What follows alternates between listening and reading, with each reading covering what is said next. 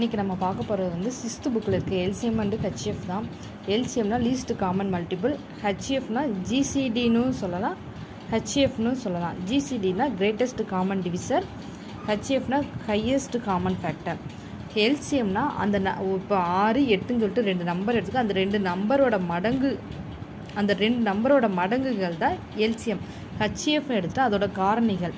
இப்போ வந்து 8ன்னு ஒரு நம்பர் நான் எடுத்திருக்கேன்னு வச்சுக்கோங்களேன். 8ஓட காரணிகள் பார்த்தா என்னதுன்னா அது பெருக்கிறது தாங்க. ஓர் 8 ஈர்னாங் 8. அதுக்கப்புறம் எப்படி போடலாம்?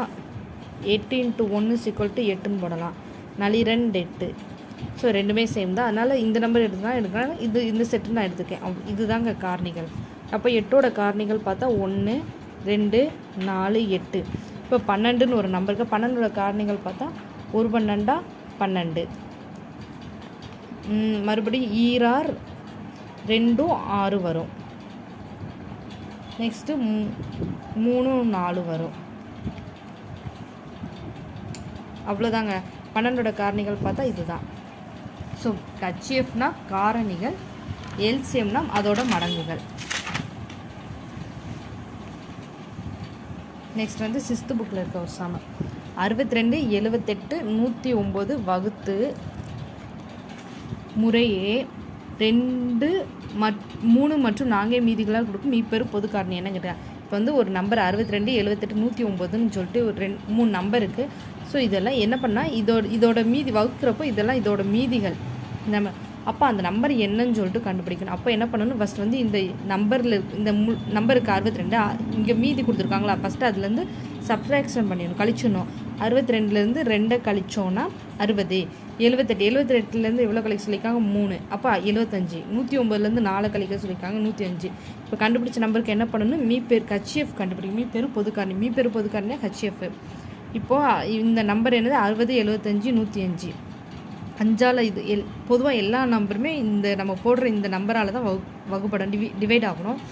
டிவைட் பண்ணுறப்போ 5 ஃபஸ்ட்டு 3லேருந்தே போட்டுக்கலாம். சரி, எதுக்குன்னு சொல்லிட்டு நான் 5லேருந்து போட்டேன். 5ன்னு பார்த்தா 12, 12 5 60, 15 5 75, 21 5 105. நெக்ஸ்ட்டு வந்து இது 3ஆல் போடுறோம். 3 12, 5 15, 7 21. ஸோ இதோட ஹெச்எஃப் பார்த்தா 5 3 15.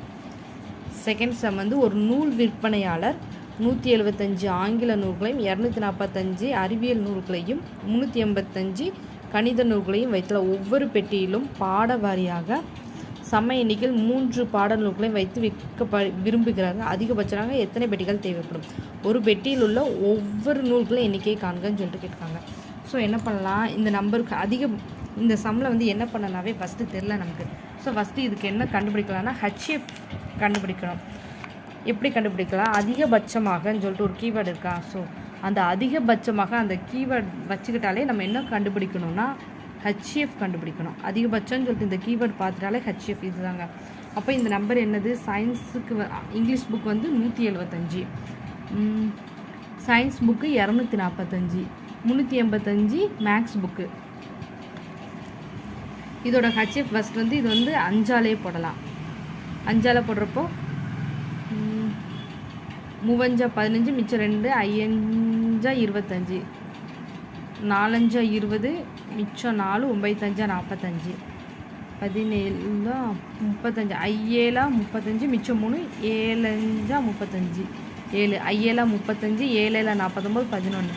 ஸோ இதோட ஹெச்எஃப் பார்க்குறப்போ 5 7 தான். 5 35 ஹெச்எஃப். இப்போ என்ன பண்ணால் இந்த கண்டுபிடிச்ச ஹெச்எஃபோட இந்த ஒவ்வொரு இதுக்கும் புக் இருக்கா? 175 385 255 இதோட டிவைட் பண்ணணும். இதோட டிவைட் பண்ணுறப்போ 175 ஆங்கில புக்கு அதோட 35 டிவைட் பண்ணணும். 35 டிவைட் பண்ணுறப்போ 7 5 35, 3 15 மிச்சம் 3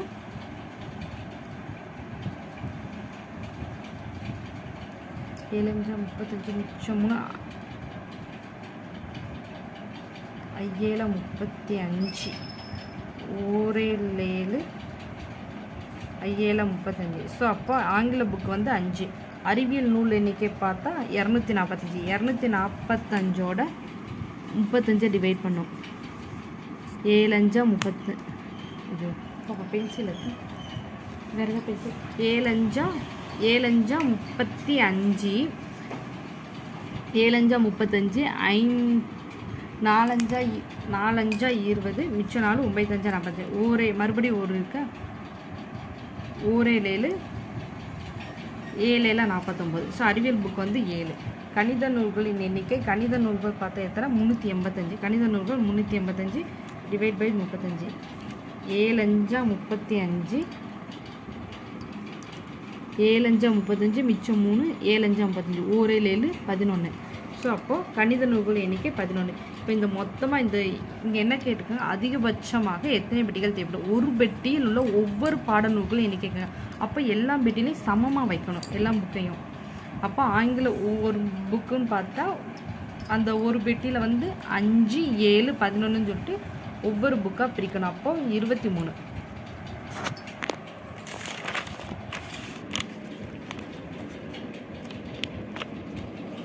ஸோ நெக்ஸ்ட் சம் வந்து 18 30 ஆகிய எண்களில் HF மீச்சிமா இதோட விகிதத்தை காண்க. 18 30 ஃபஸ்ட்டு HF பக்கம் 18 2ஆல் போடலாம் 32 18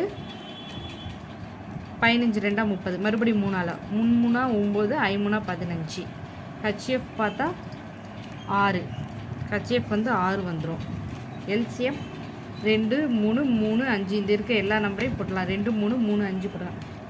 அப்போ 3 9 2 10 அப்போ 90. அப்போ இதோட HF LCM பார்க்குறப்போ 6 90 வருதா 6 90. இப்போ 3ஆல் போடலாம்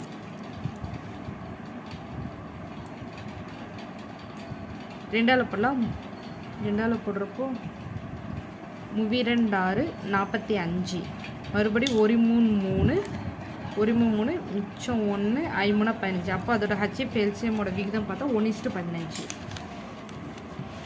250 செகண்ட் சம் 254 மற்றும் 508 ஆகிய எண்களால் வகுக்கும்போது மீதி 4 தரும் மிகச்சிறிய எண்ணை காண்க. மிகச்சிறிய எண் சொல்லியிருக்கிறதால LCM 254 மற்றும் 508 254 போட்டாச்சு 2ஆல் ஃபஸ்ட்டு இது பண்ணலாம் 1 2 2 4 மிச்சம் 1 7 2 14 2 4 மிச்சம் 1 5 மிச்சம் 4 மறுபடியும் இதை போடலான்னா 127 போடலாம். ஒரு 127 27 2 127 284.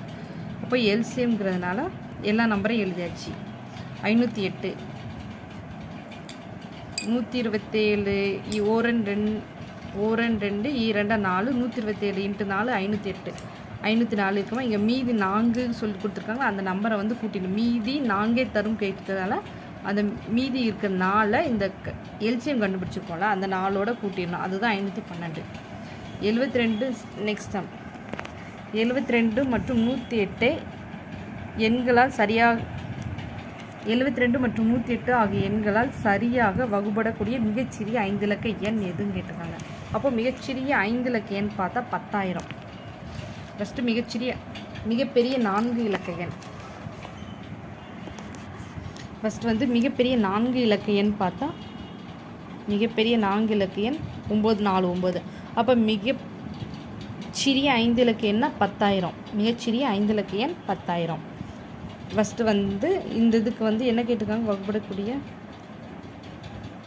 எல்சிஎம் கண்டுபிடிச்சிக்கலாம். ஃபஸ்ட்டு 72 2ஆல் போடுறப்போ 36. இங்கே வந்து